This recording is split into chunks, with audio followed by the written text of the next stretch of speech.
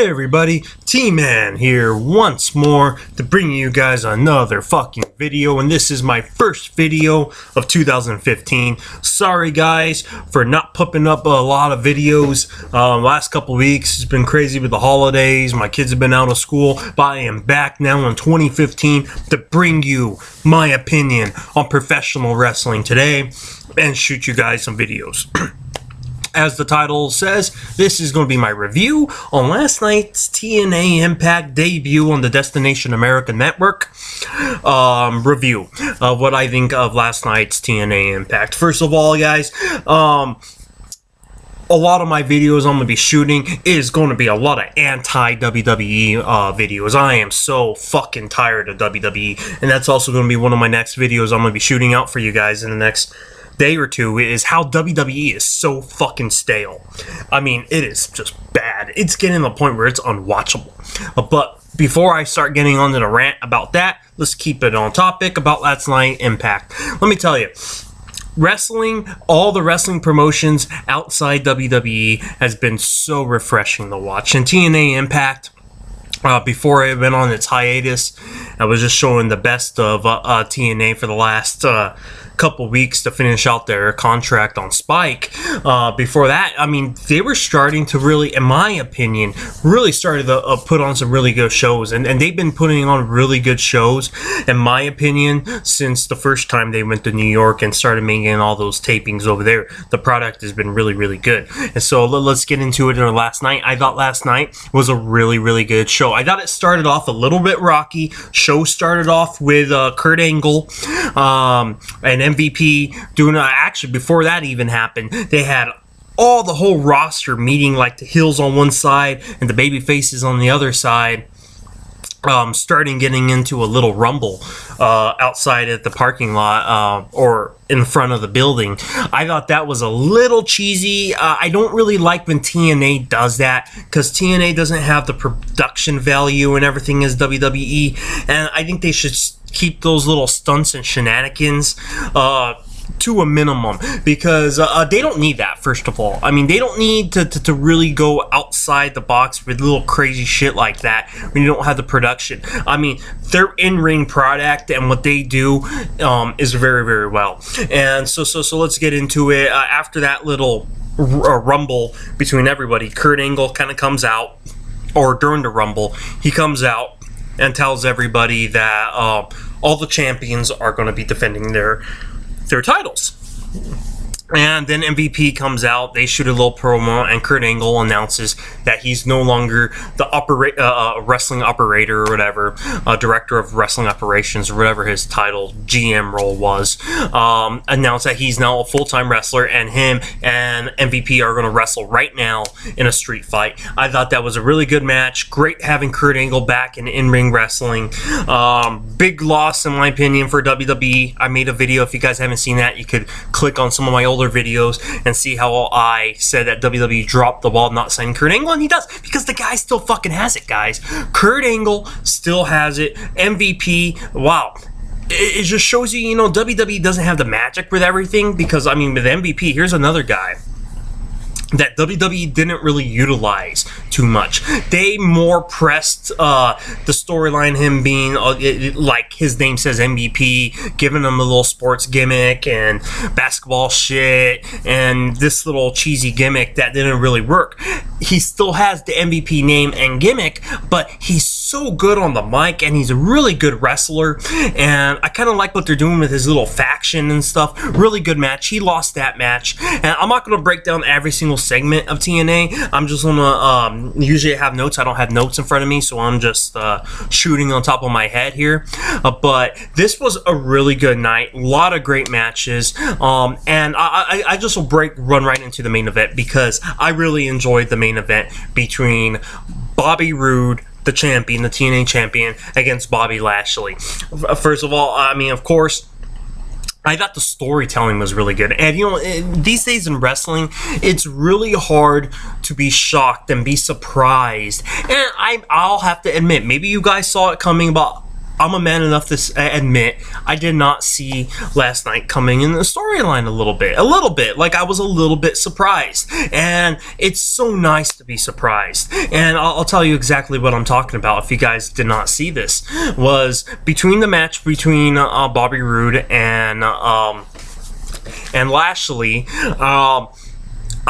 Here's what I thought was going to happen. I thought MVP was going to come out, and I thought he was going to cost Lashley the match. Even though they're in the group together, they've been kind of promoting, MVP and Lashley splitting up. They've been kind of hinting at that. And earlier on in the night, Lashley kind of put hands on MVP. MVP was very mad about this. Say, how dare you put hands on me? I'm the one who made you, I'm the one that brought you into all this.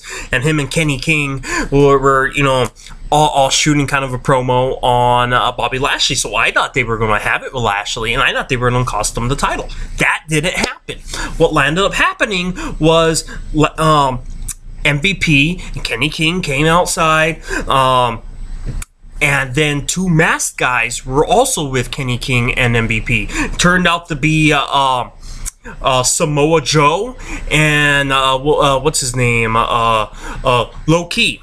Low-Key, who actually lost his X Division title that same night against Austin Aries, which I thought that was a really good match. Austin Aries won the title back. I thought that was really good. So anyways, you had Samoa Joe and Low-Key come out, and they didn't really cost them the match. And here comes Eric Young, and this is the part that surprised me. Eric Young came out, had a steel chair in hands, and he hits Bobby Roode and joins MVP's little group he had going on. I was really, really, really surprised. Eric Young, I thought,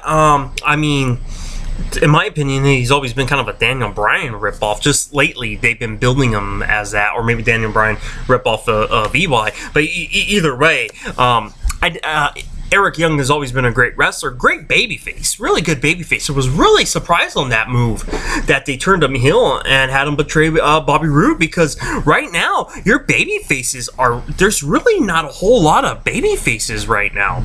I mean, I thought Eric Young was a better babyface than Bobby Roode. I like Bobby Roode. He's a pretty good babyface as well. I always thought Bobby Roode was kind of a better heel, but right now, it seems like if I have to complain about anything about TNA, and it's not really a complaint because I want to see where they're going with this, is I think they kind of have a lot of heel-heavy guys right now. I mean, they got MVP, now Eric Young, Eric Carter III. I think EC3.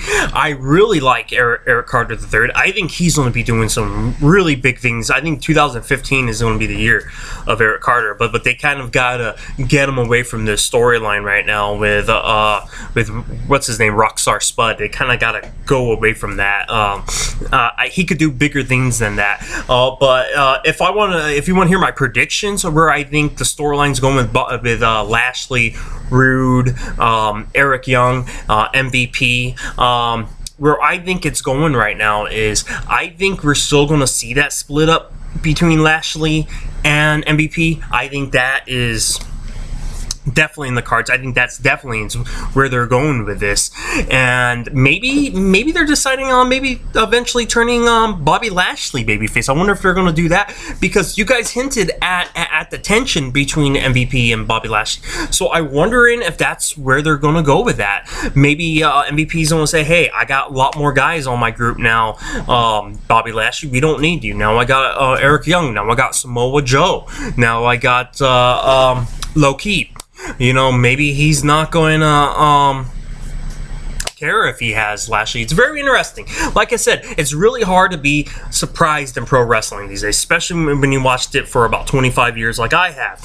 I don't really get surprised, and I'm sure the hell don't get surprised watching WWE. All I do when I watch WWE is get fucking furious. It was really nice to just watch a show and be entertained, because ultimately that's why we watch TV, right guys? That's why we watch wrestling, is to be entertained, to get our minds off of things. And it was really nice watching a wrestling product last night in TNA, where I didn't have to critique a lot of things, you know? I mean, we know TNA is not as big as WWE, but their in-ring work is a lot better than WWE. Sure, they don't have the storyline power or production, but, you know, actually, let me take that back on the storyline. Like I said, some of the storylines are really good.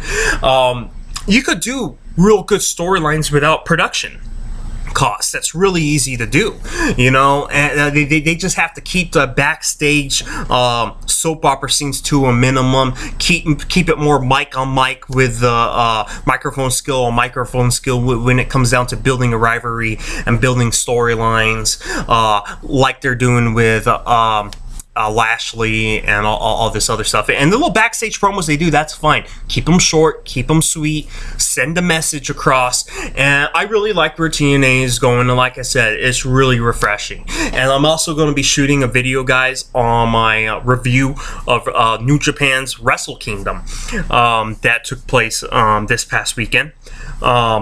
Geez, again, same as TNA, just really refreshing just to sit down and watch good in-ring work. WWE has so lost their way when it comes down to just sitting down and watching a wrestling show. I mean, TNA, definitely NXT, New Japan, Ring of Honor, these guys are showing you guys that we tune into wrestling to watch great professional wrestling, not this entertainment spectacular like WWE, who just seemed like just a bad commercial for wrestling. And WWE has became, in my opinion, the McDonald's of professional wrestling.